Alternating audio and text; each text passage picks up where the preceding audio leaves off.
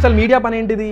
ప్రజలకి నిష్పక్షంగా నిర్భయంగా సమాచారం అందించి ప్రజలు సర్కార్ని ఇంకా ప్రజాప్రతినిధులని జవాబుదారీగా పారదర్శకంగా ఇంకా డెమోక్రటిక్గా ఉంచే వాళ్ళ పనిలో వాళ్ళకి సహాయపడాలి. కానీ ఇప్పుడు ఏమవుతుందంటే రియల్ లైఫ్లో పెద్ద పెద్ద ఉద్యోగపతులు లేకుంటే రాజకీయ నేతలు మీడియాని కొనిపడేసి వాళ్ళ ఇష్టం ఉన్న అజెండాని వాళ్ళు స్ప్రెడ్ చేస్తున్నారు. ఇంతకంటే దారుణమైన విషయం ఏంటంటే ఉన్న మీడియా హౌజులన్నీ సబ్స్క్రిప్షన్ మోడల్ చేసి యాడ్ రెవెన్యూ మోడల్కి షిఫ్ట్ అయినాయి. ఇప్పుడు ఏదైనా కంపెనీ చెత్త పని చేసింది అనుకోండి, ఆ చెత్త చేసిన కంపెనీ మీద రిపోర్ట్ చేస్తే ఆ చెత్త చేసిన కంపెనీ వీళ్ళకి యాడ్స్ ఇస్తుందా? ఇయ్యదు, అందుకని రిపోర్ట్ చేయరు. ఇప్పుడు గవర్నమెంట్ యాడ్స్ కూడా తీసుకుంటుంది మీడియా హౌస్లో. ఇప్పుడు గవర్నమెంట్ ఏదైనా చెత్త చేస్తే గవర్నమెంట్ మీద రిపోర్ట్ చేస్తే గవర్నమెంట్ యాడ్స్ ఇస్తుందా? ఇయ్యదు.